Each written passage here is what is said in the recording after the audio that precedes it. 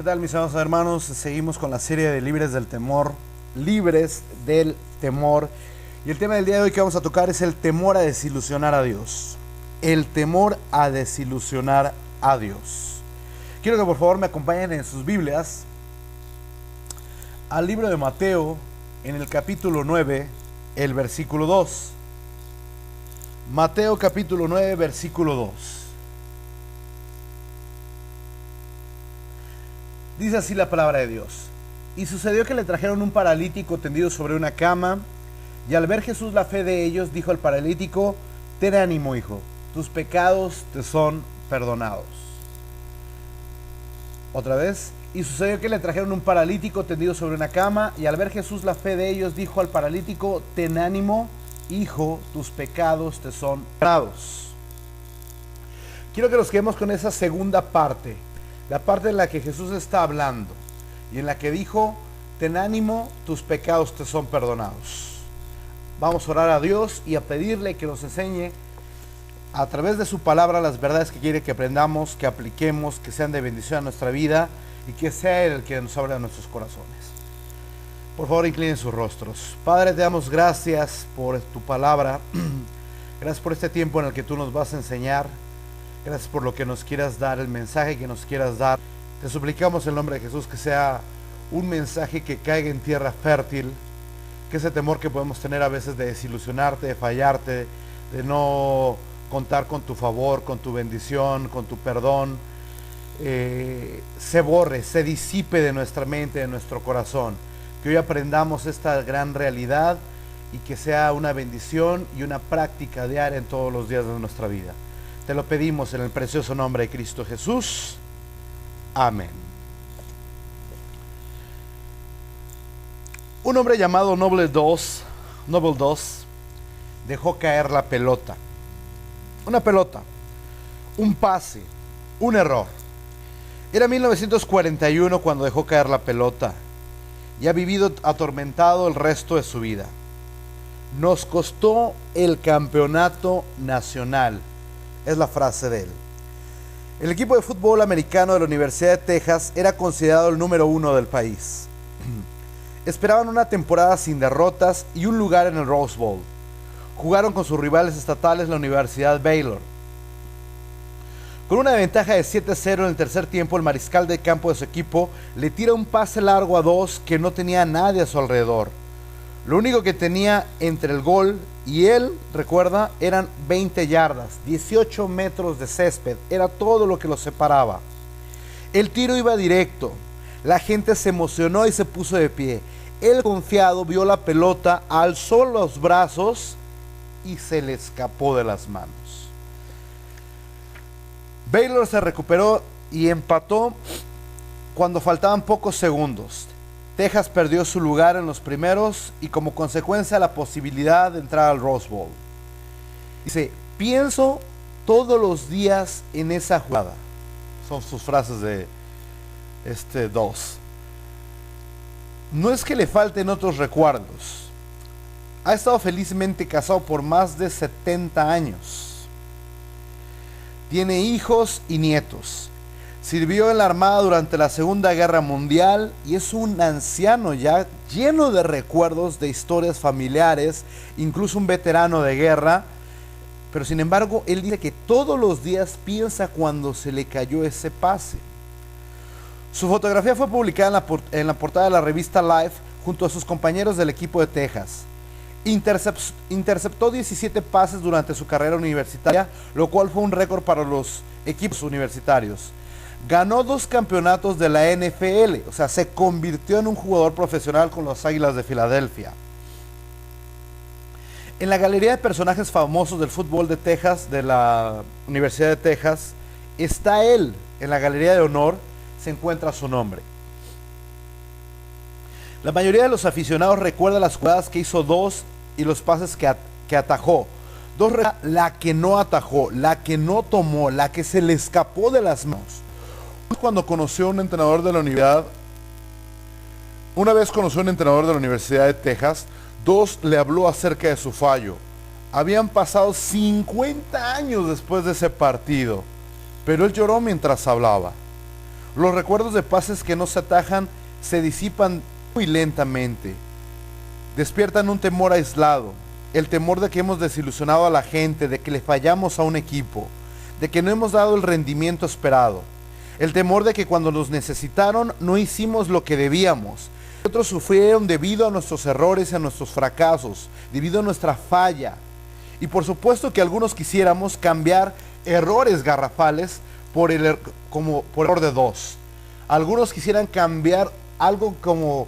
Algunos pueden en este momento pensar algo tan insignificante, has vivido atormentado 70 años, y algunos quisieran cambiar cosas de su vida, decir, yo no hubiera querido haber hecho eso, yo no hubiera tomado aquella decisión, y si no hubiera tomado esa decisión no hubiera tenido los problemas económicos con los que me enfrento el día de hoy. Algunos podrían decir, yo no hubiera querido haber hecho lo que hice con mi esposa, y hoy no estaría solo y abandonado. Algunos hubieran dicho, no hubiera querido yo haber tratado de esta manera, y hoy no me hablan, ya siendo grandes. No sé, hay muchos que quisieran cambiar sus errores por el error que cometió este hombre, de que solamente se le cayó la pelota. Si solo hubiéramos dejado caer una pelota, si solo hubiéramos desilusionado a un equipo de fútbol. Por ejemplo, a menudo hablo con un hombre quien por propia admisión malgastó la primera mitad de su vida, bendiciendo con más talento que sentido común, hizo enemigos y ganó dinero a una velocidad vertiginosa. Ahora él es el tema en el que se basan canciones folclóricas tristes, un matrimonio arruinado, hijos enojados, el hígado no le funciona como si hubiese estado remojado en vodka, que en realidad sí lo hace. Cuando hablamos, sus ojos se van y vienen como los de un hombre que escucha pasos. Su pasado lo persigue como un grupo de hombres al mando de un jefe policial. Nuestra conversación retorna a la misma órbita. ¿Podría alguna vez Dios perdonarme? Él me dio una esposa y yo lo arruiné todo. Él me dio hijos y yo lo arruiné todo. Yo trato de decirle, sí, tú has fracasado, pero no eres un fracaso. Dios vino por personas como nosotros. Él absorbe mis palabras como el desierto una lluvia torrencial. La siguiente vez que lo veo, otra vez escucho las mismas frases. El suelo reseco del miedo necesita lluvia constante.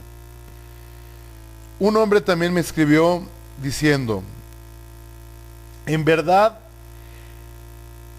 él es el que hace mucha de la correspondencia, él se dedica a eso. Y tiene de 3 a 5 años para reflexionar acerca de sus engaños financieros, pues está en la prisión. La vergüenza y la preocupación hacen turno para dominar las páginas. Vergüenza por el error, preocupación por las consecuencias. Él ha desilusionado a todos los que ama, incluyendo a Dios, especialmente a Dios. Teme haber pecado hasta sobrepasar la paciencia de Dios. Él no es el único. El manantial de gracia de Dios debe tener un fin. Razonamos. Una persona puede pedir perdón solo un número de veces. Contiende en nuestro sentido común pensando que solamente cierto número de veces nos puede perdonar de Dios y después de ahí ya no, se acabó. Cobra demasiados cheques de misericordia y tarde o temprano no va a haber fondos. Al diablo le encanta este tipo de lógica. Si nos puede convencer de que la gracia de Dios tiene fondos limitados, entonces vamos a sacar la conclusión lógica de que la cuenta llega a un punto en el que no tiene fondos. Dios ha cerrado la llave de la puerta de su trono. Golpea todo lo que quieras, ora todo lo que quieras, ya no hay acceso a Dios. Ese tipo de lógica le encanta que tengamos los seres humanos.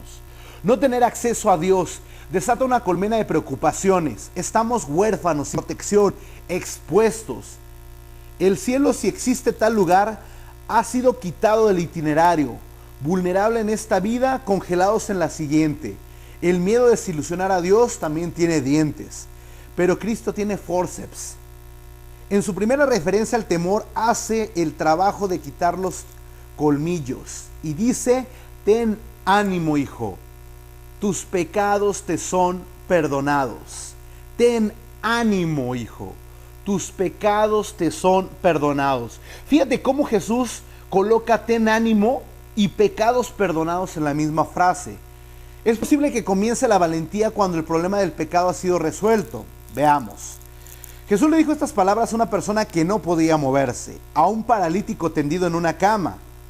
Aquel discapacitado no podía sacar al perro a caminar ni a trotar en el vecindario, pero tenía 4 amigos y estos tuvieron pues simplemente un deseo, una fe, una ilusión. Cuando se enteraron de que Jesús iba a visitar la ciudad, cargaron a su amigo en una cama y fueron a ver al maestro.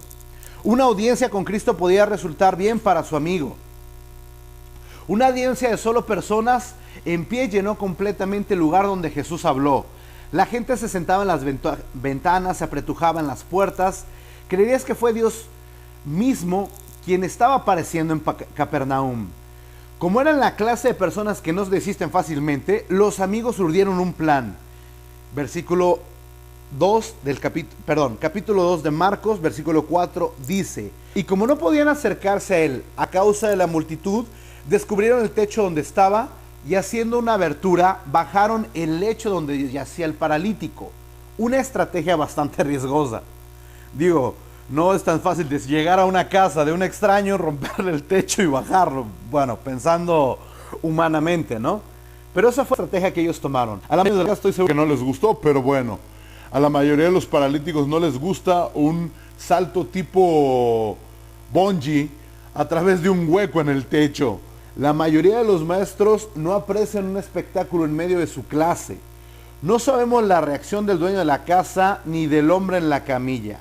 Sabemos que Jesús no puso objeciones. Mateo casi pinta una sonrisa en su rostro. Cristo articula una bendición aún antes de que se la pidieran y pronuncia esta bendición que nadie esperaba.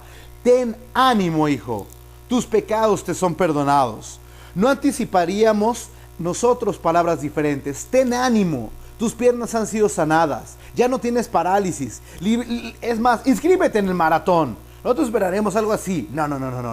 Jesús dijo: ten ánimo, hijo, tus pecados te son perdonados. El hombre tenía miembros tan firmes como los tallarines y sin embargo Jesús le ofreció misericordia y no músculos. ¿Qué es lo que pasaba? Muy simple. Él estaba pensando en nuestro problema más profundo y es el problema verdadero de la humanidad. El problema no es tus problemas con tu esposa, no es tu familia, no es la situación financiera, no es que Europa ahorita está entrando, que acaba de entrar en recesión. No se trata de que ya nos quieren mandar de países como España y Portugal a América Latina documentados a trabajar, pero los quieren con documentos cuando no aceptan a nuestros nacionales. Pero bueno, ya ese es otro rollo. Ya me estoy yendo por otro lado. No se trata de eso. Él estaba tratando el tema importante de la humanidad, el tema central del problema del hombre, que es el pecado.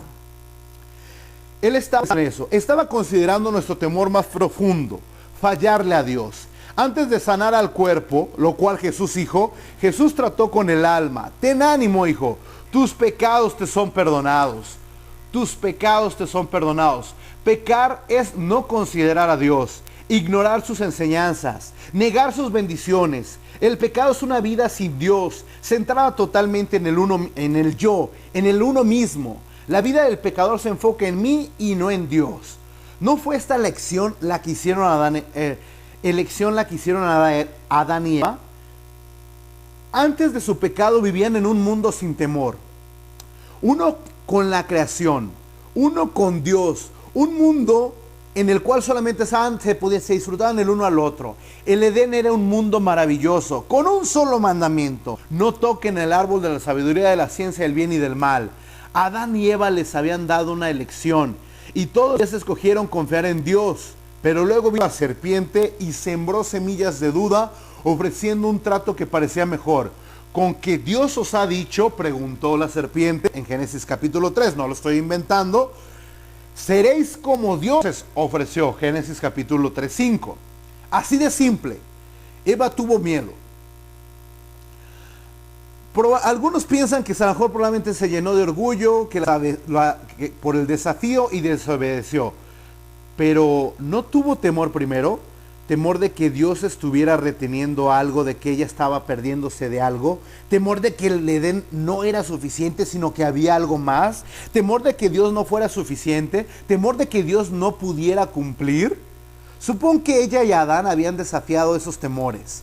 se habrían rehusado a dar semillas, entrada a las semillas de la duda de la serpiente. Es equivocada serpiente. Nuestro Creador ha provisto para cada una de nuestras necesidades.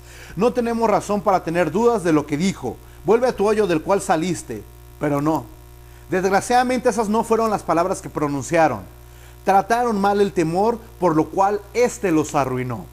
Eva dejó de confiar en Dios y tomó el asunto, la fruta en sus manos. Por las dudas de que Dios no lo puede hacer, yo lo haré. Adán hizo lo mismo. Adán y Eva hicieron lo que la gente hace llena de miedo. Corren para salvar su vida. El hombre y su mujer se escondieron de la presencia de Dios entre los árboles del huerto. Mas Dios llamó al hombre y le dijo, ¿dónde estás tú? Y él respondió, oí tu voz y tuve miedo. Es la primera vez que se dice la palabra miedo en la Biblia. Génesis capítulo 3, versículos 8 al 10. Cuando el temor no se trata bien, lleva al pecado. Y a esconderse. Puesto que todo pecado nos escondemos, no entre árboles, sino entre semanas de 80 horas de trabajos, entre rabietas, asuntos religiosos, evitamos el contacto con Dios. Fíjate nada más, muchas personas llenas de temor no se esconden en los árboles, pero sí en el trabajo.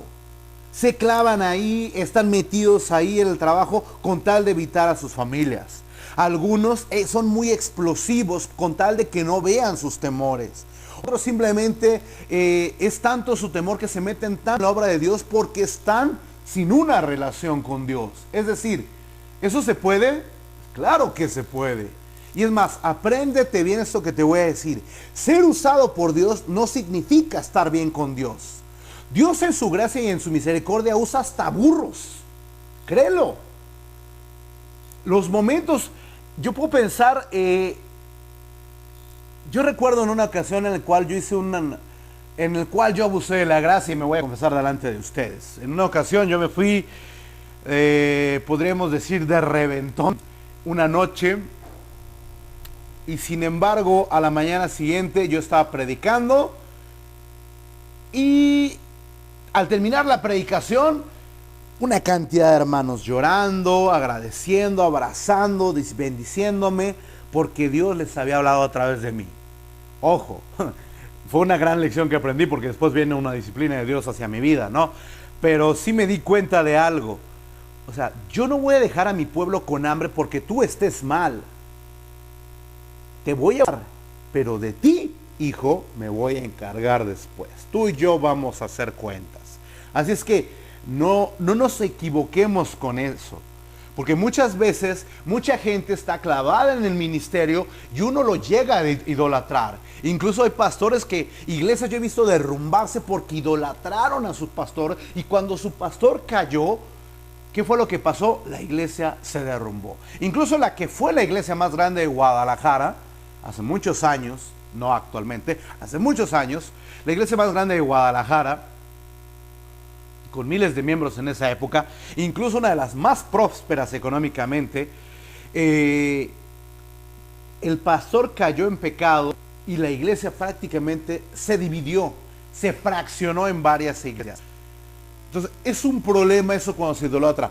Jamás la Biblia dice que pongan los ojos en el pastor. Dice, obedezcan a sus pastores porque tienen cuidado de vuestras almas. Pero no dice que pongan los ojos en el pastor. Pon los ojos en Jesús. Puestos los ojos en Jesús, dice la palabra de Dios. Así es que cuando no tratamos bien el asunto del temor, nos lleva al pecado. Evitamos el contacto con Dios. Estamos convencidos que de odiar nuestras tendencias malignas, que Dios debe odiar nuestras tendencias malignas. Nosotros las odiamos. No nos gustan las cosas que hacemos y decimos. Despreciamos nuestros pensamientos lujuriosos, nuestros juicios duros, nuestros actos egoístas. Si nuestros pecados nos dan náuseas, ¿cuántos más le deben desagradar a Dios que es santo? Llegamos a una conclusión práctica. Dios está irreparablemente molesto con nosotros. Entonces, ¿qué es lo que debemos de hacer sino agachar la cabeza y ocultarnos en los árboles cuando oímos su voz? El profeta Isaías dice que el pecado nos ha dejado perdidos y confusos como ovejas descarriadas. Todos nos descarriamos como ovejas, cada cual se apartó por su camino. Isaías capítulo 53, versículo 6. Si el profeta hubiera conocido a lo mejor a alguno alguno de mis perros, a lo mejor hubiera dicho, igual que la espuma y la burbuja nos descarriamos. A pesar de que mi perra es muy dulce, muy tierna, uno le abre la puerta y ¡pum! ¡Sale disparada! Y de repente, ¿y dónde está la espuma? Pues quién sabe. Una vez estaba osmeando la basura del vecino. Había hecho una parrillada. Y pues bueno, ninguna de las órdenes que se le daban la podía sacar, estaba dentro del cancel. Ay, no tienes que saber las veces que he tenido que correr tras de mi perra gritándole advertencias, pero pues que no son muy ministeriales ni son muy cristianas que digamos. Ella peca viviendo como si su dueño no existiera. A veces se descarría, por llamarlo así. La semana pasada creímos que había sido para siempre. Incluso pusimos fotos y todo porque se había perdido. Pero finalmente, después de un día infructuoso, por fin la encontramos. Cuando la cuando la encontramos, pues bueno, ella estaba sucia, más flaca de lo que está. Y ahí estaba la pobrecita. Advertencia para los que les gustan los perros. No vayan a lugares como las perreras, son horribles. O la horrendo. Es espantoso. Pero bueno, ella no la encontramos ahí, la encontró un vecino. Estaba ahí. Pero en fin, así como ovejas, dice la Biblia, que nos descargamos, o el concepto absurdo que estoy a lo mejor manifestando acerca de mi perra. Sin embargo, yo en lo personal, cuando ve a mi perra y cuando ella me vio a mí, ¿qué crees que hicimos los dos?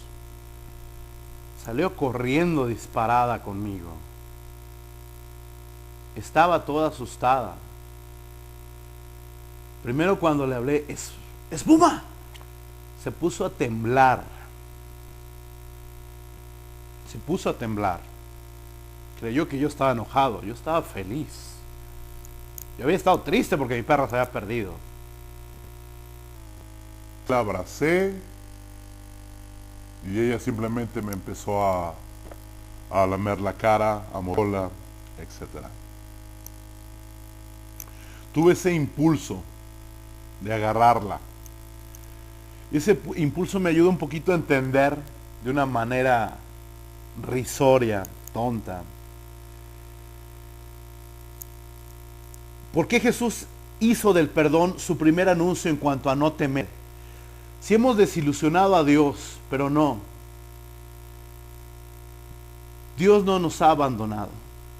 Sí le hemos fallado, hermanos. A Dios no le agrada tu pecado, ni mi pecado le agrada. Pero Dios no nos abandona nunca. Nos ha librado de la potestad y las tinieblas y nos ha trasladado al reino de su amado Hijo, Colosenses 1:13. El que en él cree no es condenado, Juan 3:18. Todo aquel que ve al Hijo y cree en él tiene vida eterna y yo le resucitaré en el día postrero, Juan 6:40. Estas cosas os he escrito para que creáis en el nombre del Hijo de Dios, para que sepáis que tienes vida eterna. Primera de Juan 5:13. Jesús nos ama tanto como para dejarnos con dudas en cuanto a su gracia. Su perfecto amor echa fuera el temor. Primera de Juan 4:18. Dios amará con un amor imperfecto.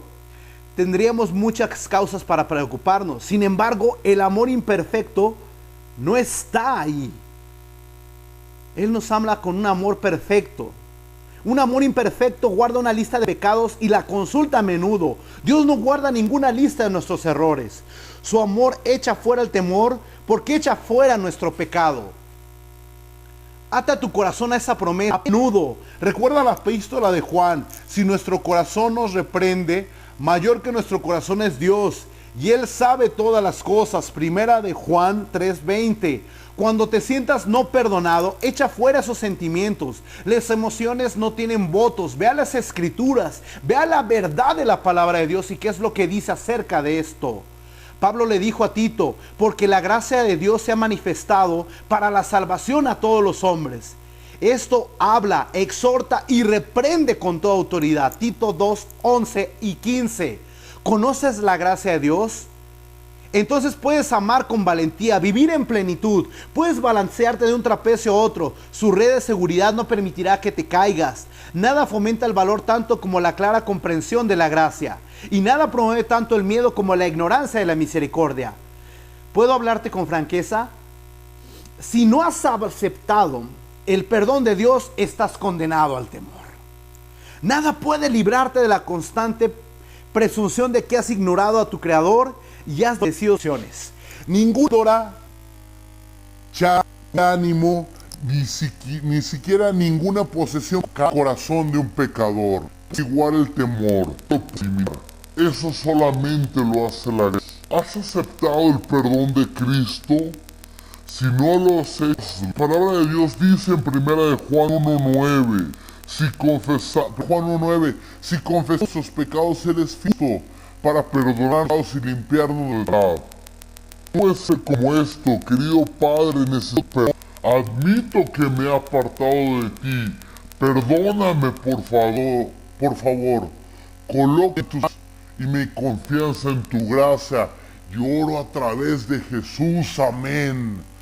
Tú puedes recibirlo de una manera si tú reconoces primeramente que Dios es santo. Dios es santo, hermano, y aborrece el pecado.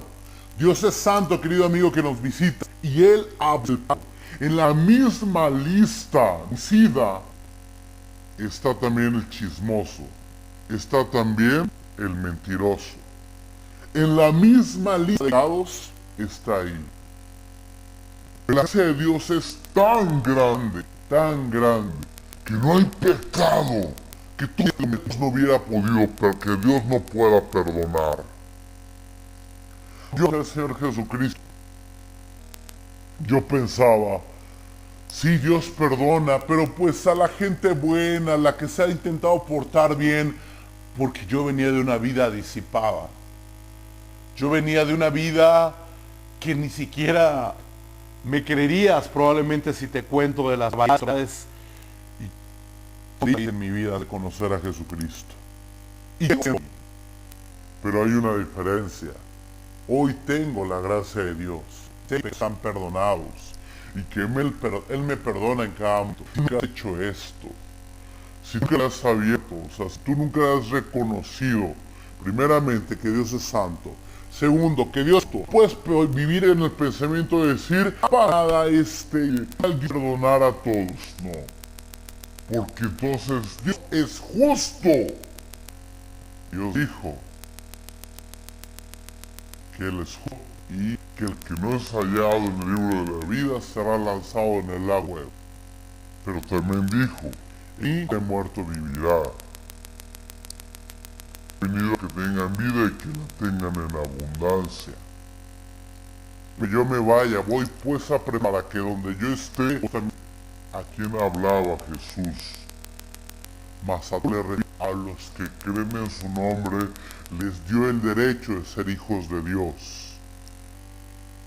Ese es el momento. Este es el momento que Dios preparó para arreglar nuestras cuentas con Dios. No hay pecados grandes ni pequeños. Les voy a invitar a que inclinen su rostro en este momento. Inclina tu rostro y piensa.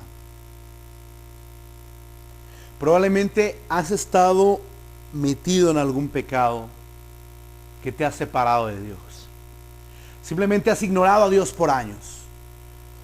Quizás alguno de mis queridos hermanos aquí presentes también están pensando, pues es que yo ya no tengo ganas de leer la Biblia, no tengo ganas de ir a la iglesia, de repente se me pasa el día, estoy ocupado y ya no oré, ya no platiqué con Dios. Y tú y yo sabemos perfectamente qué es lo que nos separa de Dios, y es el pecado. Y tu Padre te dice, este es el momento para arreglar tus cuentas. Si confesamos nuestros pecados, Él es fiel y justo para perdonar nuestros pecados y limpiarnos de toda maldad. Cierra tus ojos y no pienses en nadie que esté a tu alrededor. Por favor, es un momento importantísimo en tu vida este. Puede ser crucial. La cita que Dios arregló el día de hoy contigo puede ser crucial en este momento para toda tu eternidad. Dios quiere perdonar tus pecados. Arrepiéntete de tus pecados. Date cuenta que lo que hiciste ofendió a Dios. Date cuenta que eso que hiciste no le gustó. Pero reconoce que es el amor de Dios el que te quiere perdonar, el que te ha estado buscando, el que arregló una cita contigo para que escucharas un día. Tú que te has apartado en el momento que tiene los brazos, solamente es que te reconozca, no soy digno de ser ya hijo. Perdóname. Ten la seguridad que Paco te abrazará como al hijo pródigo. Porque Dios te quiere pecado. Que Dios en su misericordia hoy quiere salvación de pecados a sus hijos. Si tú nunca tus cuentas con Dios el día, y si tú lo has hecho una vez y crees que dices, no, es que Dios debe perdonar, esa es la voz del diablo. Escucha a Dios. Si confesamos pecados, Él es justo perdonar nuestros pecados y limpiarnos de tal. Si tú nunca lo has tomado, yo te puedo, sabes cómo hacerlo. Al final, cómo crecer. Primero tener una relación pecado y de tener una relación con Dios. Te visita una vez o aquellos que nunca han hecho decirte en el que tú puedes aceptar a Jesús como tu único salvador. Único, pues absolutamente nada para salvarte, ni una por una mala persona. Si por fuera la salvación hubiera muerto Cristo, necesitarte de Cristo por lugar. Los suyos no le recibieron, es decir, yo no lo tengo, mas a todos los que le recibieron les dio el derecho de ser hijos. Si tú quieres ser grandes y arrepintiendo tus pecados como tu Salvador el día de hoy, que ahí en tu lugar, en tu corazón, amigo, ser Jesús, conozco que soy obediente de mi pecado. Único y suficiente Salvador, y confía fiel a tus promesas, librarme de todo pecado, darme. Pero Jesús, en tu nombre, amén. Y de Dios, así me sabes misma actitud, cerrado los ojos. Estaba batallando una y otra vez en el grado. Hoy sermón, conoceréis la verdad y la luz. Es el Dios de la segunda, tercera, quinta, décima, milésima, misma unidad. Los necesites, tu Padre, y para que vengas a Él, arregles tus y Él perdonar. Perdón, arregla tus cuentas. Padre, por palabra, nos has enseñado otra vez. Gracias, Señor. Veamos cada uno de mis pecados profundos, menos exteriores. Tú sabes mi realidad, además la conoces.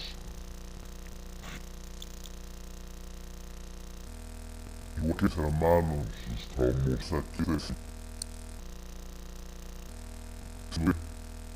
perdón, porque te he fallado. Y gracias por tu misericordia. Perdón por tu y me has vuelto Tomás. Gracias. Tú sabes, Abarca, arregla tus cuentas con Dios. Gracias, porque puedo confiar que fui el justo para perdonarte todo mi pecado y limpiarme de toda maldad. Por la relación que tengo contigo a través de esto. Gracias, Señor, por tu perdón y por el precioso nombre de Cristo Jesús. Amén. Hermano, si tienes salud, aparta un tiempo. Lo dejes para mañana. Hazlo.